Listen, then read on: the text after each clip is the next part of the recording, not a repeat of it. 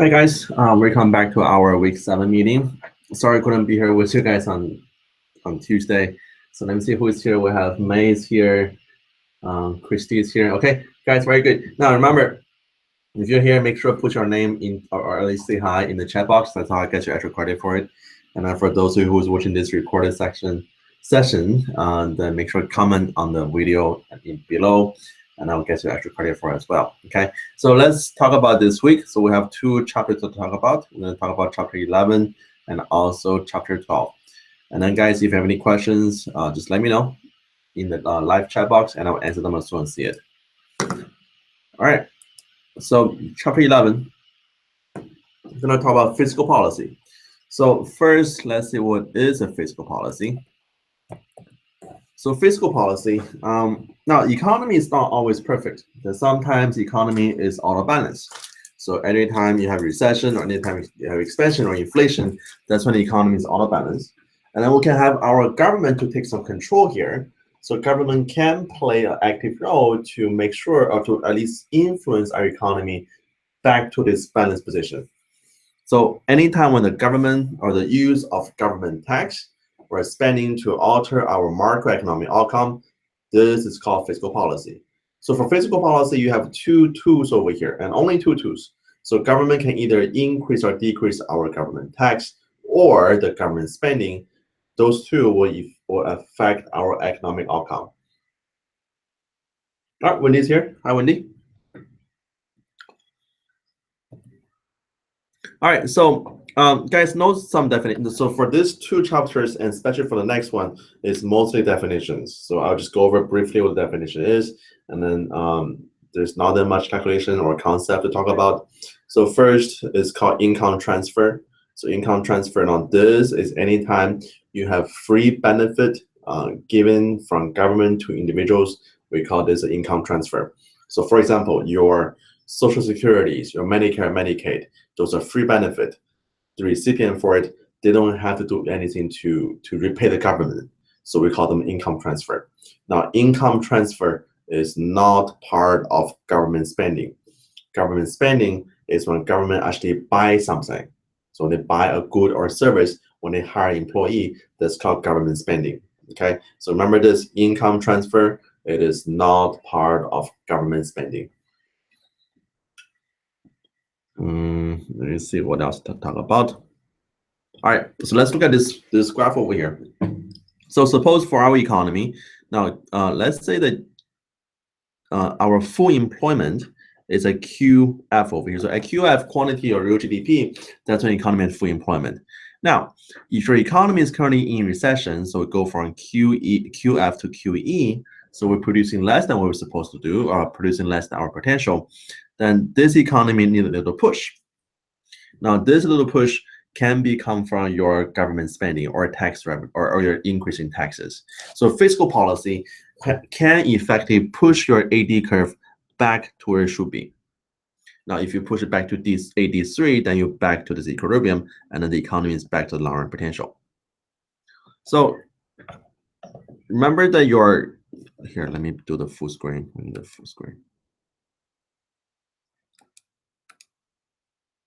All right, so remember that your real GDP equals to C, consumption, plus investment, plus government spending, and plus net export. So this government spending here can affect our real GDP. And also this is your aggregate demand as well, so AD curve.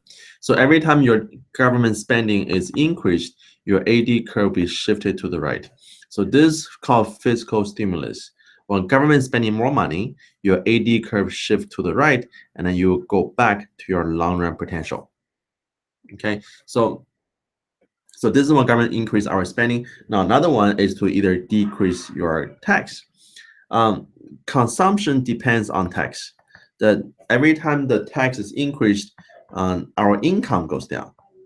And then when income goes down, consumption goes down. And then vice versa, in this case here, that if we lower our taxes, your income will go up. And then therefore your consumption will go up as well. So to have a fiscal stimulus, we'll either lower our tax or increase our spending from the government to push the AD curve back to where it was before. Okay.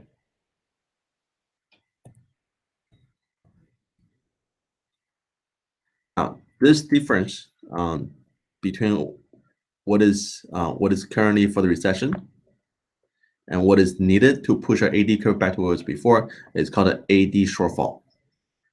Okay, so that's the shortcoming of the economy, or the shortage of the economy. Let me see what else to talk about. Oh, this formula is important. So your AD shortfall equals to your multiplier times your fiscal stimulus. Now, for the multiplier, there are two different type of multipliers. There's the multiplier for your spending for the government, and there's also a multiplier for the tax. And I believe your book has it on it. Okay, so just in case if the book doesn't have it, the multiplier here. Let me just write in the space over here. So the multiplier on your spending, this is your 1 divided by 1 minus your MPC, the marginal propensity to consume. Now, the multiplier on tax equals to a negative MPC divided by 1 minus MPC. Okay, so make sure you know which multiplier you're talking about. There are two different multipliers, one on the spending and one on tax.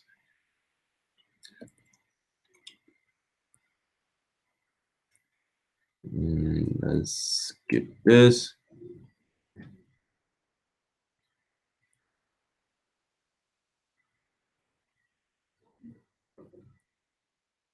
Not important. Okay, so now what's a fiscal restraint? Fiscal restraint is the opposite of a fiscal stimulus. So fiscal stimulus is when you try to increase your government spending or lower your taxes or try to increase your aggregate demand. A fiscal restraint is when you try to lower your aggregate demand, which by means of increasing tax, which means lower consumption, or we're going to spending cut, which means government spending goes down. Okay, so this will cause your AD curve to be shifting to the left. That's called fiscal restraint. So anytime if economy is going through a inflationary gap, in an inflationary gap, the government will use fiscal restraint. So lower spendings, lower increased taxes, therefore AD curve will be shifting to the left. And then this difference here between how much your is needed to shift your aggregate demand curve to the original point, this difference is called AD excess. That's too much aggregate demand.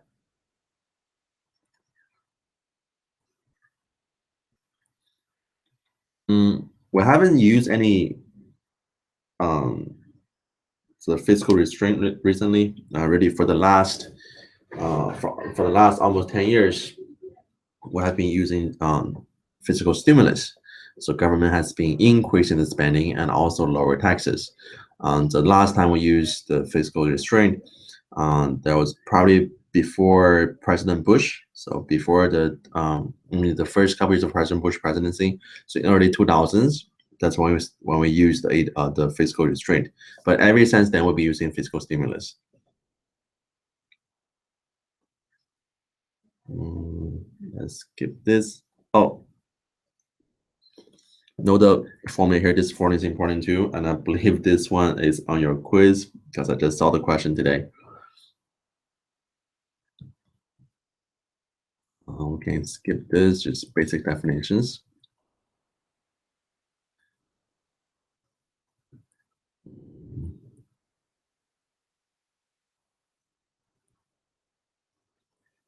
Now what's a crowding out effect? So crowding out effect is that when you have the government is too active, and then it can push the direction of the market to a certain places, and then by doing so, it will crowd out the individual consumers. So imagine for our government, let's say government want to buy more iPhones. Now that means the demand for iPhone will be increased. When the demand for iPhone increases, the price for iPhone also goes up as well. But you're going to have many consumers who want to buy the iPhone at a lower price, but they can't do that anymore because when the government is buying more iPhones, the price for iPhone goes up and the consumer lower our consumer purchase. So that is called the crowding out effect. That when the government becomes too big, they will push other consumers out of the market. That's called a crowding out effect.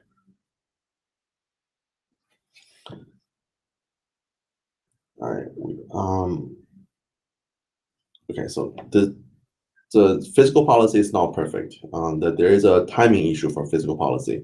So there are 3 lags for fiscal policy. There is the recognition lag. So it takes our government some time to recognize when the problem is happening. There's also legislative lag. That means it takes some time for the government to pass the laws in the government.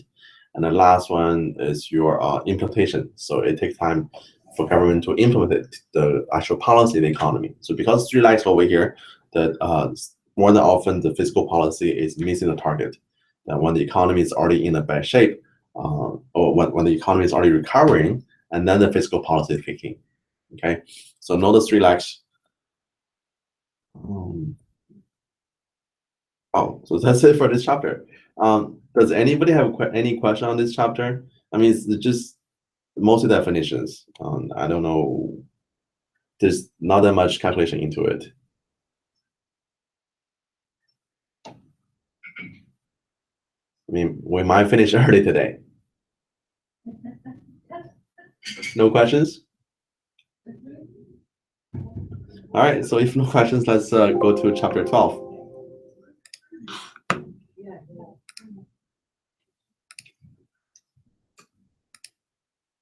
All right, so chapter 12 is deficit and debt. Now, one thing you guys need to know is that how much is our current government debt. There's a website. Let me show you the website.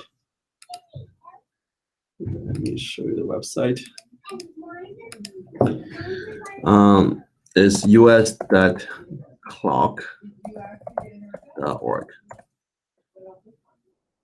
All right, so this site here shows you how much is our current U.S. government debt, and then currently,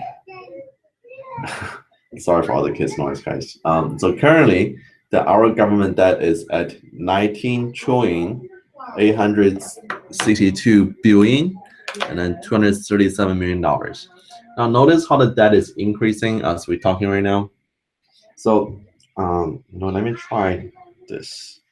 See if my microphone works.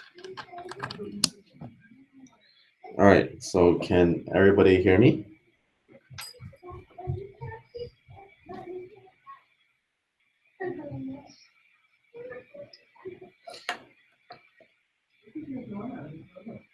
All right, so I think this is much better.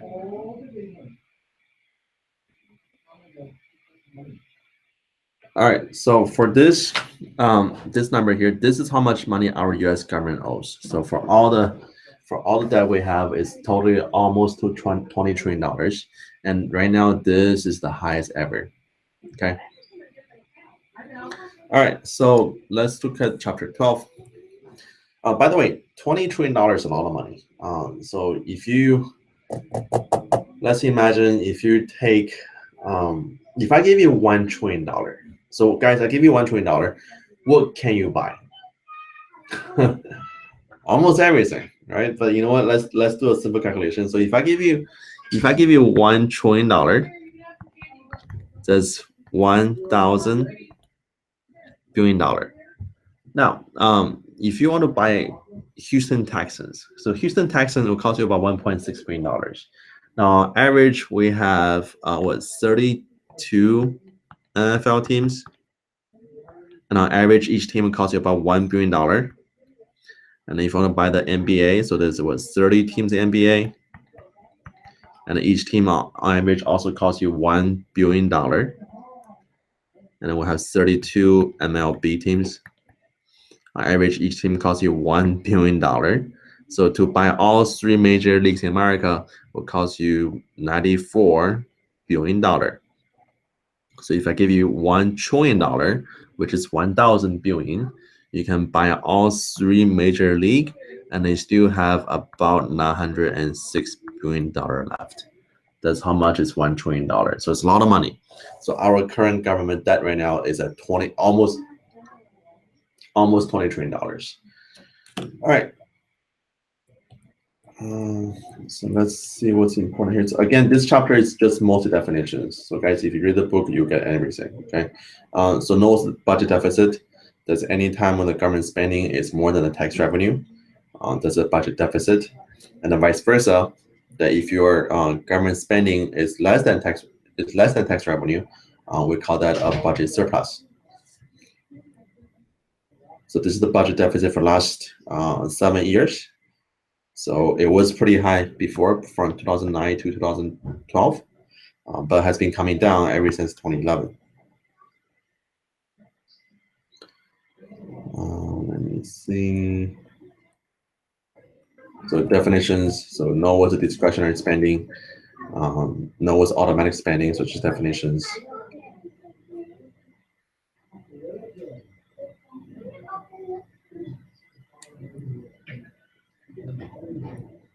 What else is important? Okay, no was automatic stabilizer. So any type of your unemployment benefit, your food stamps, so those will automatically kick in when the person's income decrease. That's called automatic stabilizer.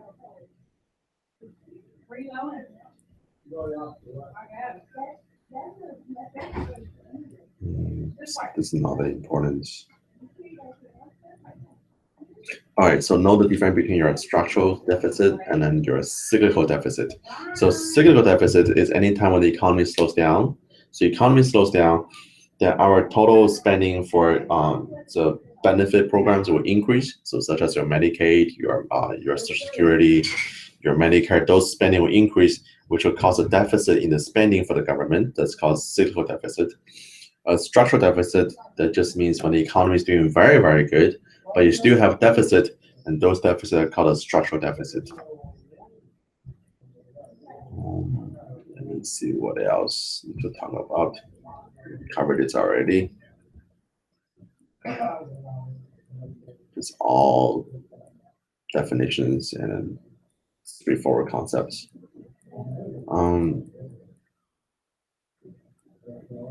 All right, let's talk about one thing that might not be on your book that many of you guys need to know this for your other classes. If you ask people who owns government debt, and then many people will tell you China. China owns our debt, but that's not the case. For our $20 trillion, the distribution for it is that 33% of the debt is controlled by people from overseas, and then 67% is controlled by our U.S. economy. So your Federal Reserve, your individual banks, your individual investors, so those agencies or those people gave 67% of the $20 trillion to our government. And then for the foreigners, so countries like China, Japan, Saudis, they only contribute 33% of the $20 trillion.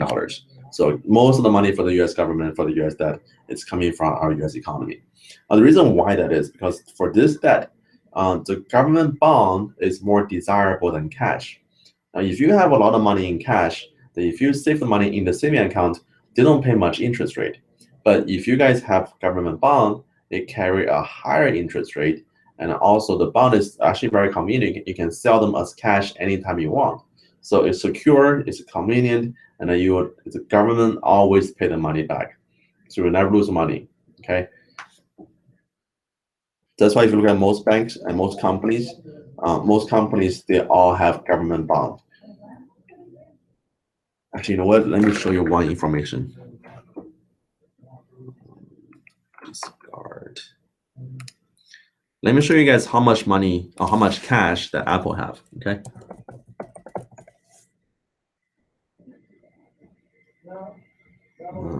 Yahoo Finance.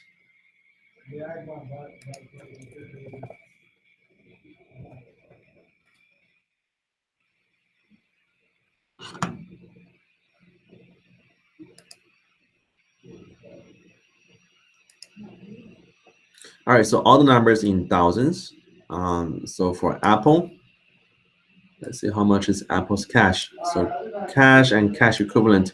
So Apple today has about $20 billion of cash. Now, you see here it says cash and cash equivalent. That means they don't just have cash. They also, this cash equivalent, this is your government bond. So many companies, when they have a lot of cash on hand, now where do you put the $20 billion? in a safe somewhere. It's not safe, right? So what you do, you buy the government bond, and then those are very secure. So it's called cash and cash equivalent. So many companies in America, many banks in America, many investment accounts, they all have a lot of government bond, and that's better than cash, because for cash, again, there's no interest on cash, but if you have a government bond, it will pay interest on it. And another thing about our government bond, now for all the money we borrow, we don't ever pay them back. We're always refinancing on the bond. So refinancing means using new bond to cover the money you borrow from old bond. So like roll over. Okay, so imagine I borrow money from Christy, and then it's time to pay her back. Well, I don't pay her back. What do I do? I borrow money from Wendy, and I use those money to pay her back. But I still owe money to Wendy. So it doesn't matter what you do, you still owe the money. That's called refinancing.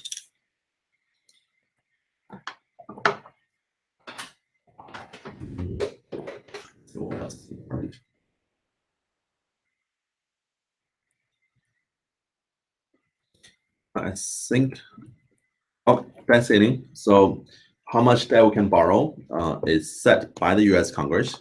So this is called debt ceiling. So the idea is that we're not supposed to go over our debt ceiling. But in reality is that anytime we are about to reach our debt ceiling, our US Congress always pass a higher debt ceiling. So it's really meaningless. Okay. All right, guys, so this is it for this chapter 12. Does anybody have any questions on chapter 11, chapter 12? I mean, it's really just definitions and very easy concept. So if you guys read the book, you'll cover all the information.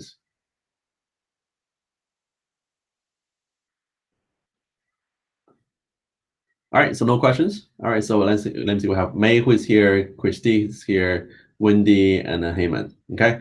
All right, guys. So you get your extra credit on the test, and then for everybody else who was watching this recorded session, then make sure to leave a comment below the video, and I will get you the extra points on the test. All right, guys. So if you have any questions, let me know. Send me an email, and I'll be more than happy to help you. Okay. I will see you guys. So next week. Next week, I believe, is our exam week, but let me double check.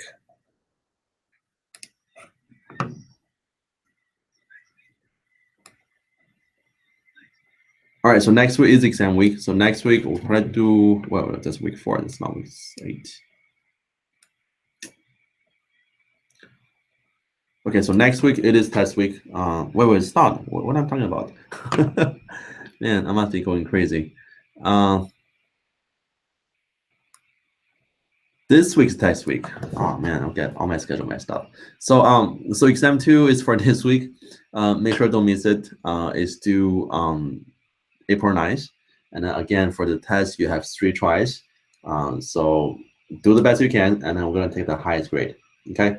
So so guys, if no questions, let's end here today.